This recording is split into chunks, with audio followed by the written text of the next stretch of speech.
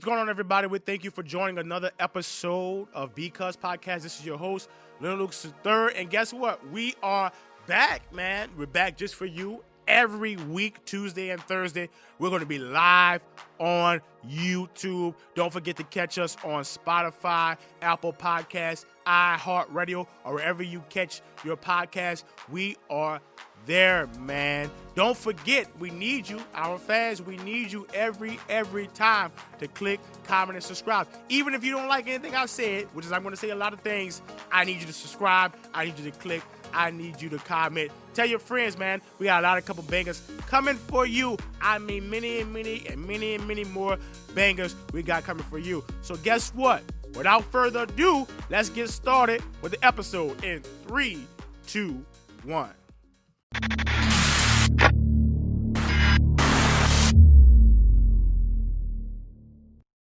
What's going on, everybody? It's your boy, Leonard Lucas III, and we're talking this year and this time specifically about the NFL playoff scene. Right now within the NFC, it's been topsy-turvy. There's been teams coming in, there's been teams sliding out, there's been teams have some tremendous upside. There's some teams we don't even know what's going on. Teams that we thought was going to be explosive, looks like the Cowboys are out. You know, a couple of other teams like Philly, we thought they can do something with Carson Wentz. Don't look like they're going to be going in. It looks like something that we didn't know was going to happen. The Washington football team may be the team that squeaks in through that NFC East division and actually get into there and win and go to the playoffs, man. That's something that we're looking at right now. Look, there's a couple of teams that we're going to talk about. We're not going to be able to talk about every NFC team, but there's a couple of teams that we're seeing as the playoff scene is getting ready to shake up. We have a new division and conference leader, and of course the conference leader now goes to Green Bay. What happened against the Saints? Jalen Hurts, I was looking at ESPN, the topic on Monday was it hurts so bad, and it did hurt bad. I've been talking the whole time about Taysom Hill, not through the broadcast, of course, and not through our podcast, but specifically to family and friends, and just saying I don't think he's the guy that the Saints need to be looking at. Yes, great guy, conservative defense, definitely is a great zone killer. What him and Michael Thomas for the last 2 games have been doing, averaging 10 receptions, Michael Thomas, somewhere between 95 to 96 yards for both games combined. So when you look at that, they have been creating a repertoire. And, I think, really, Michael Thomas can really catch the ball. It doesn't matter the quarterback. He makes quarterbacks look good just because he just plays so hard. Coming right off the line of scrimmage, he runs hard, he plays bully ball. That's the thing that he does. I mean, he's not the fastest guy in the world, but what Mike Thomas does well is he runs his routes to perfection. He runs his routes with a lot of energy. He runs his routes with a lot of precision. And when you do that on a professional level, you're going to come out winning with your routes more than none. You're going to come out catching the ball with a high completion rate more than none. And that's what you're seeing from Michael Thomas, no matter who the quarterback is. One of the problems that we had with the Saints, especially last couple of games, is just sloppiness, especially with turnovers. The turnovers have made them sloppy. The defensive secondary for the Saints was just abysmal. It was horrible to see what those guys just couldn't gel together. We know that all year, Gardner Johnson has been creating penalties. I like him, high energy guy, but he's been creating a lot of defensive holding penalties. Marshawn Lattimore this week had a lot of defensive holding penalties, pass interference.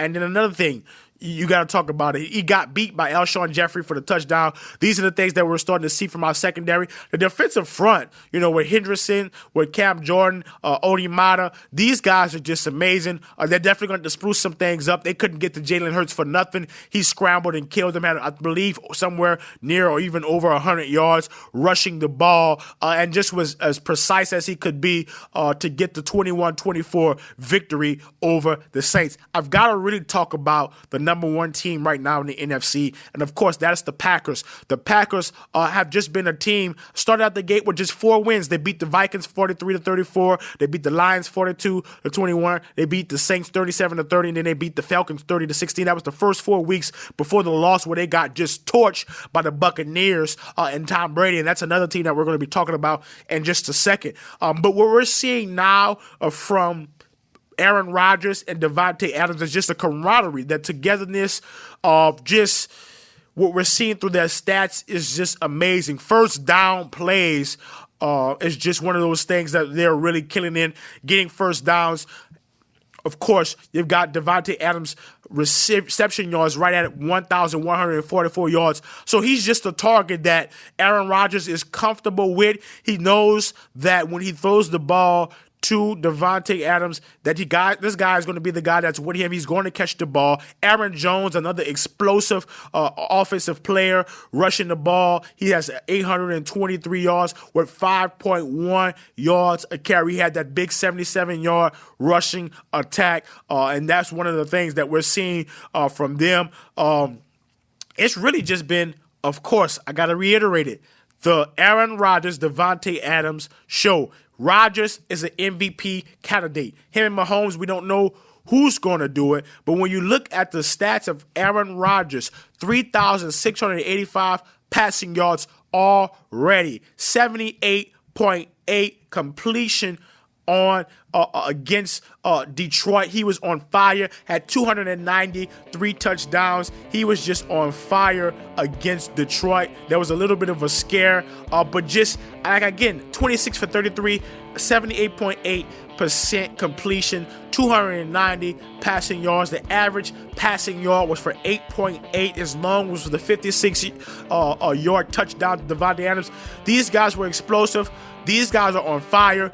I'm scared that anybody who has to go to Lambeau and play Green Bay in that Arctic weather, as they got a couple more games. I believe they got the Titans they have to play. I believe they have the Bears they have to play, and one more game. I'm going to pull it up for you in just a second. This Titans game is going to be just a game where it's going to be very hard for them. We know the Titans have a very good defense. Derrick Henry is a monster. I don't want to go too much into that because I want to specifically stay on the NFC. But this Green Bay team is a force to be reckoned with on the offensive side of the ball. All they need to do, really, because this team, as you've seen with the stats, they're capable of scoring 30-plus yards. So it's not anything about them scoring. They're capable of scoring 30-plus yards. 30-plus points.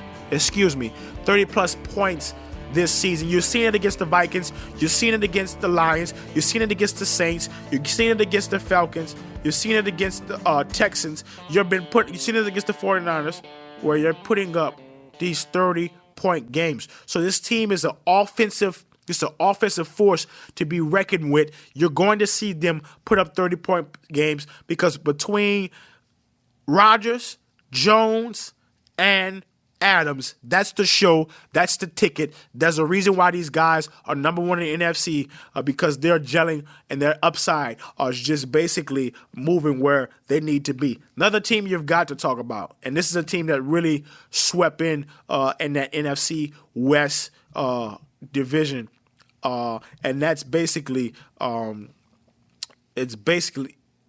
Rams. I want to go to the Rams because I almost got choked up just saying it because, 2 years ago, and I really don't want to talk about this, we had the worst, most egregious call ever against my team, the Saints. The pass interference, the no call, which I think was the most worst no call ever in football. But we can't talk about it. I get hurt every time I see the play. It was the day before my birthday. My birthday was January 22nd, and I think the game was either the 20th or the 21st. And just watching the game and just replaying it, yes, I know people always say that was overtime, Brees should have got it done. But just the highway robbery that we've seen from, from the referees in that game, it just was crazy. I have to talk about the Rams. Their defense has really been picking up. That was one of the questions that everybody's been been asking about them. And I really had counted them out this year because Jared Goff was throwing a lot of interceptions. It just was not clicking for this team. But they've managed to come back. They're really probably the best in football at third down conversions. That first down, that second down, sometimes they have a lot of incompletions. They're getting stopped from the run game. But in the midst of that third down and that fourth down conversions, right now they're just about over half of fourth down conversions and about right at half, 181 of third down conversions. So you're seeing the third down, they're really being effective with that. That total offensive yards, holding the ball at 31 minutes, almost 32 minutes of the average time of possessions. That's just one of those things that you're seeing from them. And you can see that they're starting to clean up a lot of the things that they were dealing with in the midst of just injuries, COVID, no preseason. All these things were things that they had to battle in. Two of the receivers I really have to talk about, of course, two receivers that I know very well is, of course, Cooper Kupp, 869 yards. He's leading right now, 869 yards for that team. And Robert Woods. Robert Woods is a zone killer, man. He's always been a zone killer. He's really effective. He does have some deep routes. They like to run that out route with him. Some slants that they run with him, some fade routes that they run with him. He's just a really great wide receiver. And I know a lot about Robert Woods basically because he's on my fantasy team, and he's been on my fantasy team just for the last 3 years in a row. He's not a big guy at 195, 6 feet, but he's a guy that's effective. I mean, this year alone, 76 receptions, 796 yards, not that many touchdowns, but he's averaging 10 yards a carry. So he's going to get the first down for you. He's going to be a guy that when he throws it, when you throw it to him, he's going to catch it. He hasn't had many touchdowns, but in a situational football, he's a guy throughout his career that Goff has been comfortable with. Goff has been using, and they've been effective. I mean, over the years, I already know when they run certain routes, especially some of those deeper routes, I don't even have to question it. I know that they're going specifically to Robert Woods. Cooper Kupp is another great guy, man, just an awesome guy. Great teammate. He was the guy from Eastern Washington. This is his 4th year. And he's just been a guy that really came on to L.A. and just really helped them. Another guy, 79 receptions, 869 yards, averaging, again, another 11 yards a carry. You can't play zone on this team because they're going to torch you every time. One of the things that most teams have been effective against Goff has been with the pressure. The pressure's really made him have to really get the ball out of his hands really fast, and he's been making a lot of bad plays. But now, him and Sean McVay have really been coming together, looking at different offensive schemes, and I think that's been really working for them, getting them to have this record that they have where they're competing for that first spot in the NFC West against the Seahawks. Look out for them. I think they're going to be a team that's going to have major upside. Look at them. They have a great offense, really great defensive front that is really not talked about national. Even I read the USA Today, really not talked about through the papers. But you want to look at the defensive front sparked by Aaron Donald. You want to check those guys out because I think that if they get into the playoffs, they're going to be a team that's going to be tough if they don't make mistakes. The biggest problem this year, they've been making a lot of mistakes.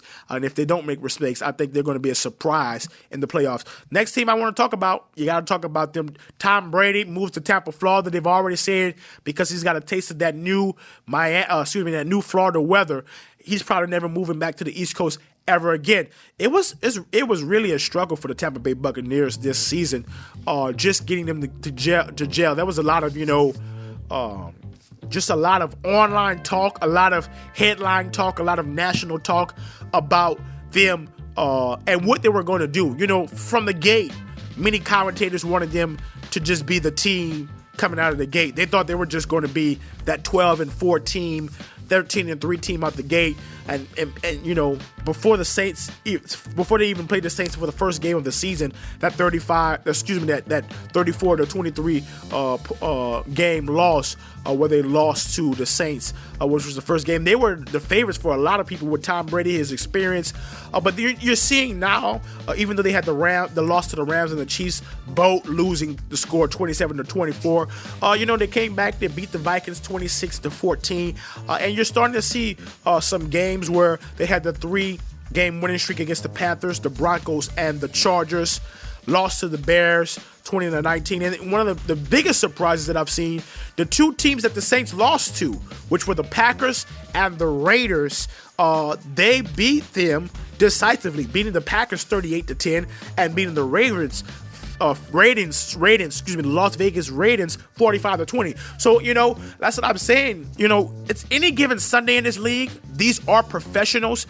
And what I've seen from Tampa Bay already had a great defense. And that starts with the front with Ndamukong Suh. Just really just been amazing. You got to talk about the guy, Devin White, man. 5 sacks, 118 tackles. Jason Pierre-Paul this year, 9.5 sacks. And then Carlton Davis with 4 picks, man. These guys are really good. They're really explosive. Mike Evans is another guy that's just been, a little bit trendy a couple of games. Like even this game against the Vikings, he only had 56 yards, but he was only thrown to three receptions for 56 yards. Brady didn't have that many chances to really throw the ball with 196 yards, 2 touchdowns. But you got to go to another guy, This guy this week really, showed me something. And we got to talk about Ronald Jones II, the guy out of USC, This guy, young guy, 23 years old, 5'11", 208 pounds, averaging 4.4 yards a carry. He had 18 rushes and attempts, 80 yards, a touchdown. I think this is going to be the treat. They've been looking for the guy. They thought it was going to be Fournette. They thought it was going to be LaShawn McCoy. But now they're seeing that this guy, Ronald Jones, is going to be the guy that's really going to do a lot for them. I'm looking in the playoffs. If they have to, if any team have to play them, man, I'm telling you, it's going to be really hard to really deal with this team. That defensive linebacker position, the front, secondary has a little bit of work, but what I'm seeing from them, you got a guy, Tom Brady, he threw for 3,500 yards already, 64.8% in completions, man. I mean, you said that one of the problems was his arm. I mean, he threw a 50-yard pass. That's been his long for the season. So when you're looking at that, it's one of those things that you're seeing from him. He's still got it. He's still the GOAT. He's still Brady. He still is the guy that had won 6 championships, 6 Super Bowls. And this team, you cannot count them out as of yet. They get in the playoffs. They're going to be a force to reckon with. I'm telling you, you want to watch out for this Tampa Bay Buccaneers team. Now, one of my favorite teams to watch, and this guy has been my favorite ever since I seen him at Ole Miss, you've got to talk about DK Metcalf and what Russell Wilson have been doing. There's, of course, 9-4. They're the second in the NFC West. But look, it's going to be a clash for the NFC West. And, I don't know who's going to win it. But looking at the caliber of teams that this Seahawks team had to play, and they had some teams, but they had to play the Cardinals, which is a great team with Kyler Murray. They had to play some other teams. They had to play the Bills, and they lost. They had to play the Rams, and they lost. But very close games. And you know what I'm seeing from Russell and DK? It's just that camaraderie. Even I think this year is bigger than what Devontae Adams and Aaron Rodgers is doing. Now, a lot of people were saying, man, you can't say that. But I mean, 1,180 yards. Russell got 3,685 passing yards. He could be, a lot of people won't say it, 70% completion, passing. He could be an MVP caliber player.